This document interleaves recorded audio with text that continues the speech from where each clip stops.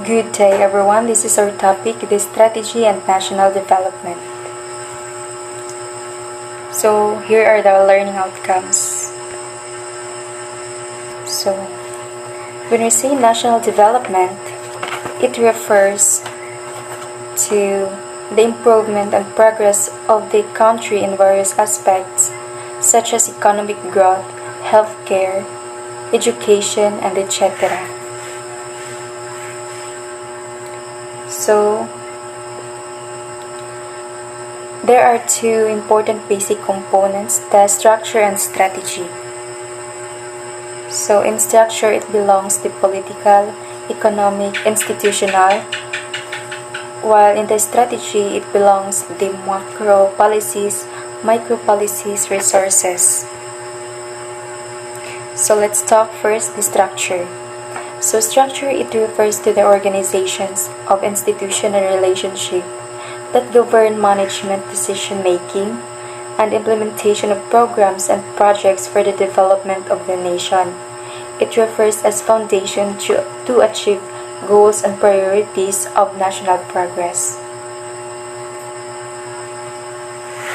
So the first one is the political structure. So when we say political structure, it refers on how government is organized and how decisions are made to achieve development goals for the country. It involves laws, policies, nga nag-shape on how to use resources and progress is measured and how progress is measured. Next is, the second one is the economic structure. So economic structure, it means on how country's economy is organized and how resources are used to achieve goals.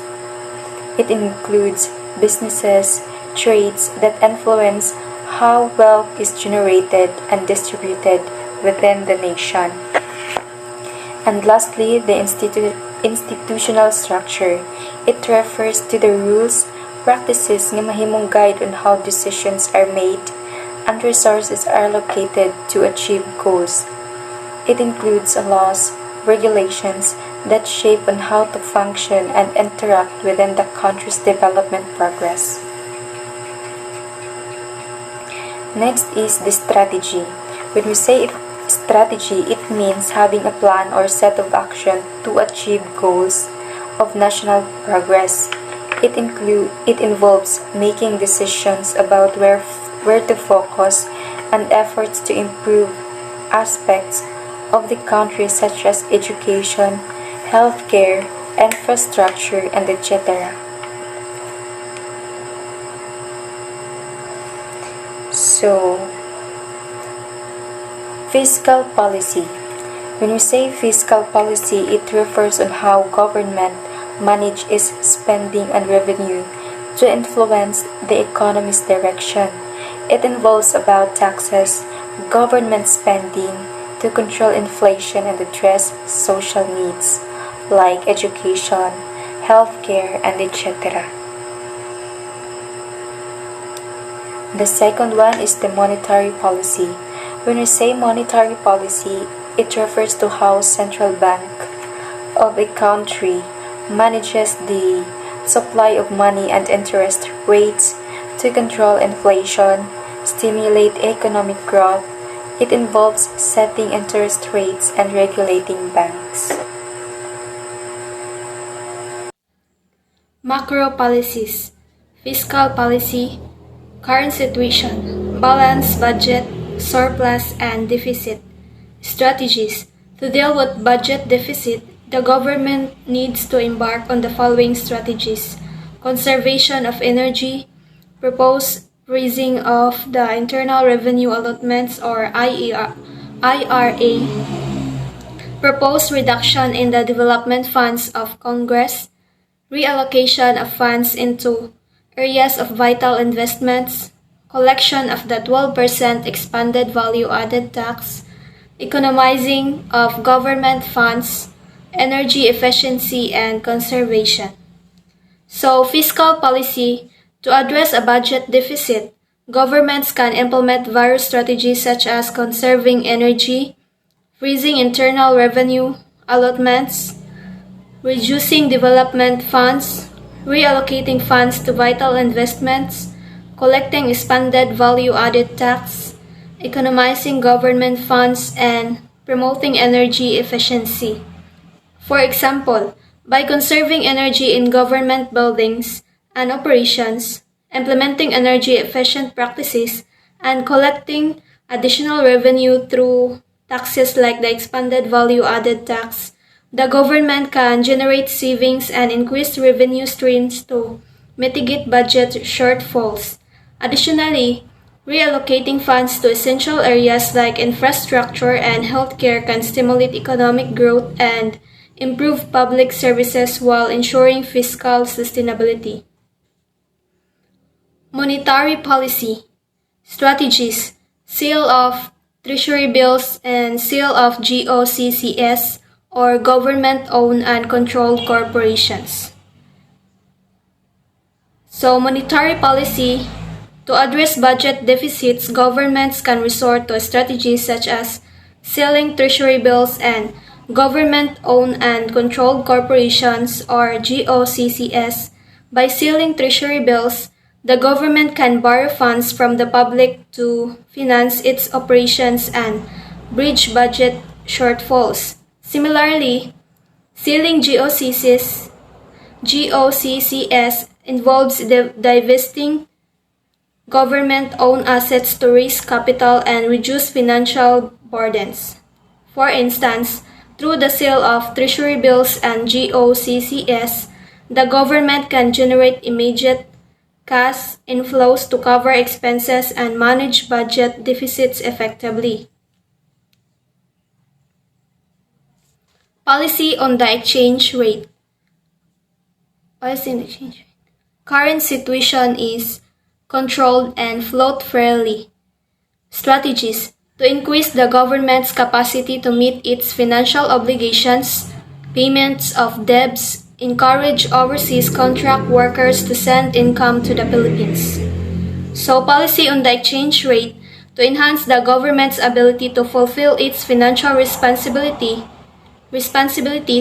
strategies such as prioritizing debt payments and encouraging overseas contract workers to remit income to the Philippines can be employed. By ensuring timely debt repayments, the government maintains its credibility and avoids potential financial crises.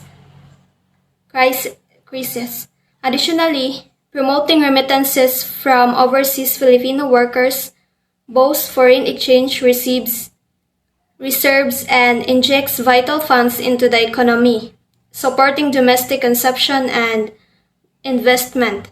For example, by actively managing debt obligations and facilitating remittances, the government strengthens its financial position and capacity to meet its financial commitments effectively. Income policy strategies. Rent control regulation of rent of residential units in the National Capital Region and other highly urbanized cities whose rents do not exceed 10,000 pesos and 5,000 pesos in all other areas. Rents cannot be increased by more than 10% annually unless for new tenants. Wage adjustments and setting minimum wages, implementation of socialized housing program and job creation and wage growth. Income policy to address housing affordability and income disparities. The government can implement policies such as rent control, wage adjustments, socialized housing programs, and initiatives for job creation and wage growth.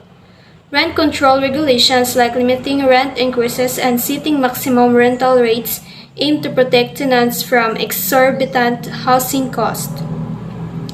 Wage adjustments and minimum wage laws ensure fair compensation for workers, reducing income inequality.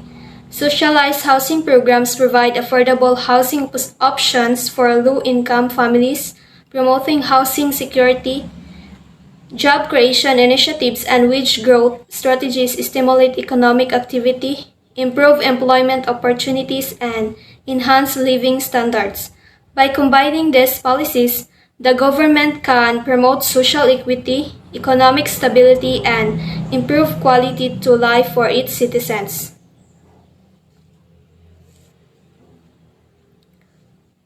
The policy on the exchange rate is another macro concern. Some countries allow their currency to that freely at market rates. However, others control or fix their currency rates to prevent undue appreciation or depreciation. For example, the ringgit was for many years pegged at 3.99 ringgit to a US dollar. It was not allowed to devalue despite the depreciation of almost all Asian currencies during the 1997 Asian crisis. Similarly, the Chinese government has not agreed to the international community's pressure to appreciate its yuan currency. It has remained steadfast in keeping its currency at 6 yuan to a US dollar. Each nation has reasons for adopting either a fixed or market-based exchange rate. Appreciating the exchange rate may mean making exports less profitable, commodities more expensive, and higher demands for wages. On the other hand, depreciating the currency exchange rate may mean purchasing and buying expensive imported goods and raw materials. The policy on exchange rates is a crucial aspect of a country's economic strategy. Some nations choose for a floating exchange rate system where the currency value is determined by market forces. In contrast, others choose to control or fix their currency rates to stabilize their economy. For instance, Malaysia pegged its currency, the ringgit, to the US dollar during the 1997 Asian crisis to prevent excessive devaluation. Similarly, China has maintained a fixed exchange rate for its yuan to support its export-driven economy. The choice between fixed and market-based exchange rates impacts a country's trade competitiveness, inflation, and overall economic stability. Appreciating the exchange rate can make exports less competitive but reduce import costs, while depreciating the currency can boost exports but lead to higher import prices. 4. A country's income policy directly affects prices and wages. There is a direct correlation between these two economic variables. When prices increase, higher wages are demanded. When wages are increased, prices of goods generally increase too. This situation is a chicken and egg cycle where one cannot pinpoint which one comes first. Is it the chicken or the egg? Hence, the challenge is for governments to reach a level where both prices and wages are managed in such a way that no destabilizing impact is created or minimized. Oftentimes, governments declare price control policies. For example, despite the continuous increase in the prices of oil or rice, they are pegged to make them affordable to the people. A kilo of rice is sold at 25 pesos when in fact the current prices range from 30 to 35 pesos in many cases. The government subsidizes the price differences. A country's income policy plays a critical role in shaping prices and wages, as there exists a direct relationship between these economic factors. When prices rise, there is a demand for higher wages to cope with the increased cost of living. Conversely, when wages increase, businesses often raise prices to offset the higher labor cost. This interplay creates a complex cycle where the impact of price and wage changes on each other is intertwined. Governments often intervene by implementing price control measures to mitigate destabilizing effects. For instance, by pegging the price of essential goods like rice below market rates and subsidizing the price differences, governments aim to ensure affordability for the population despite market fluctuations. More policies. While macro policies are fundamental to a country, micro policies are equally as important. These micro policies include trade policy, policy on foreign investments, policy on privatization or nationalization, economic policy, competition policy, and subsidy policy. So, micro-policies are a crucial component of a country's economic framework alongside macro policies. These policies, such as trade policy, foreign investment regulations, privatization or nationalization strategies, economic policies, competition regulations, and subsidy frameworks, directly impact the functioning of specific industries and sectors within the economy. For example, a government trade policy can influence the competitiveness of domestic industries in the global market, while subsidy policies can provide financial support to specific sectors to stimulate growth. By implementing effective micro policies, governments can create an environment conducive to economic development, innovation, and sustainable growth at a sectoral level. 1.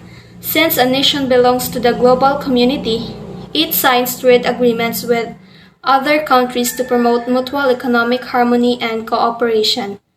Policy able to fulfill its part of the accord, it declares its own policies on trade. The trade policy of a country involves the use of tariffs, quotas, and other trade contracts that may carry certain limitations and restrictions. The more popular trade agreements include NAFTA or North America Free Trade Agreement, the AFTA or Asian Free Trade Area, and WTO or World Trade Organization. In these agreements, tariffs were to be gradually lowered on imported products. Tariffs of 100 to 200% were gradually decreased to 10 to 5% and eventually will end up as zero tax. Trade agreements play a significant role in fostering economic cooperation and harmony among nations. Through trade policies, countries regulate their import and export activities using tools like tariffs, quotas, and trade agreements to facilitate trade relations. Prominent trade agreements like NAFTA, AFTA, and the WTO aim to reduce trade barriers by gradually lowering tariffs on imported goods. For instance, tariffs that were initially set at high rates such as 100 to 200% are progressively reduced to promote free trade, leading to lower costs for consumers and increased market access for businesses. Ultimately, the goal is to eliminate tariffs entirely, fostering a more open and competitive global trading environment. Attractive to developed nations, these trade policies are more disadvantageous to developing countries like the Philippines. For example, imported products come in less expensive to the point of killing local goods. As a result, local companies will eventually close shop because of their inability to compete with the pricing of imported goods. Aside from lowering of taxes, quotas are set by the trade agreements when it comes to selling to other countries. Limited quotas are allocated to local companies. This limits business expansion, not to mention the difficulty of availing these quotas. Hence, nations should come up with the trade policies that are not one-sided. It should take care of the interest of its people to ensure equal opportunity and fairness. Trade policies that are favorable to developed nations can pose challenges for developing countries like the Philippines. The influx of cheaper imported goods can undermine the competitiveness of local industries, leading to the closure of businesses unable to match the pricing of imports. Additionally, trade agreements often impose quotas on exports from developing countries, limiting their market access and hindering business expansion. To address these issues, nations must strive for balanced trade policies that protect the interests of their domestic industries and ensure fair competition. By implementing measures that support local businesses and promote sustainable growth, countries can create a more equitable trading environment that benefits all stakeholders.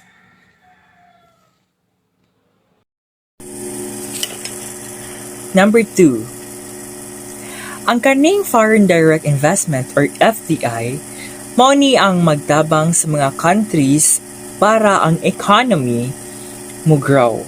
And when money from outside come in and also maka-create og mga jobs and to make businesses more active. And most countries like having this investment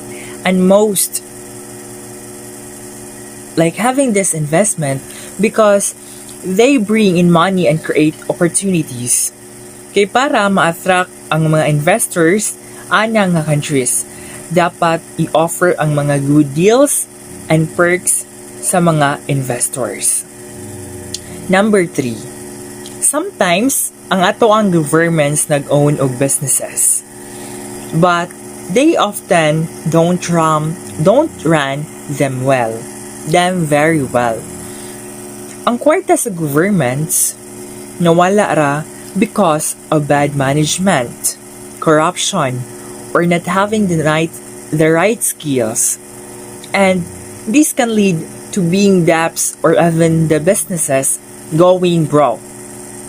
So, ang government na ay choice which are ipadayon ba ang ilahang business or ila bang ibaligya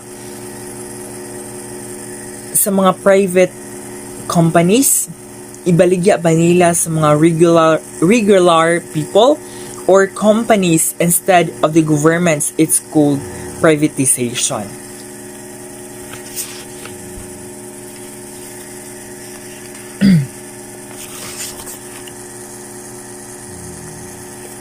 Number 4, our countries makes plans about money to make sure our country is strong, can give people jobs, education, health, and good life. And government sigig pagawas og kwarta kay para ang atoang farming mahatagan og insaktong pagkaon para sa tanan. Sometimes ang atong countries maghatag og extra money to help farmers. They also protect our nature like keeping oceans and forests safe. These places give us fish, food, wood, oil, and other things we need. So here are the table 11.2 Philippines micro-policies. From the micro-policies they have trade policy. The current situation is friendly relationship with the global community. Strategies, deepening of ties to the Asian-China Free Trade Agreement, strengthening relationship with Middle East, assuming greater role in the United Nations, strengthening strategic relationship with the United States, taking an aggressive role in APEC. Micro-policies, foreign direct investment policy, restriction, current situation promotion. Strategies, sending trade missions to Asia, Europe, and America, setting of exhibit around the world, giving of tax incentives to foreign direct investments. Policy on government firms, nationalizations, privatizations, to increase the government's capacity to meet its obligation, setting government-controlled corporation, bidding to the public with integrity. Economic policy, developing an agribusiness line, creating economies in different regions, investing in alternative sources of power, searching for new markets for overseas employment. Using rural ports and boats, promoting entrepreneurship. Competition policy, constructing new classrooms and providing scholarships to poor families, prioritizing workers' rights and welfare. Subsidy policy, continue subsidizing price of rice. So not to continue. So, new markets are targeted to experts of products. Entrepreneurs are supported through microfinance and tax incentives. Loans are provided to small businessmen. Expertise and other relevant skills and competencies are provided through training and education. Roads and bridges, including transportation like railway transits and rural ports and boats, are constructed for efficient delivery of produce. All these are being implemented to uplift the life of the people. So, for example, here in the Philippines, our countries are trying to sell more things to new places. They help small businesses owners by giving them money and tax breaks. They also give loans to people who want to start small businesses. People learn important skills through training and schools. They build roads, bridges, and other ways to move things around quickly. All of this is done to make life better for everyone. Number 5. Competition policy focuses on making the best use of the people and natural thing a country has. People are really important for making a country successful to help them to do well. A country should make sure everyone gets a good education. When people work hard, are smart, and love their country, it helps the country grow and become rich. So it's important for people to learn skills like speaking different languages, using computers, working on ships, and making tourists happy. They should also learn how to be bad, good leaders and managers and have positive attitude. This policy helps people be better than others in a fair way. And lastly, number 6. The subsidy policy is like a helping hand from the government to the people. Sometimes, the government pays part of the cost of something to make it cheaper for everyone. They can do this when they have extra money or saving to help out. So thank you everyone for listening. And this is the reporters, Janin Dalma, Maica Inguito, and yours truly, Daghang salamat. Instructor, Sir Brian Nemis. Thank you everyone for listening. Have a great day.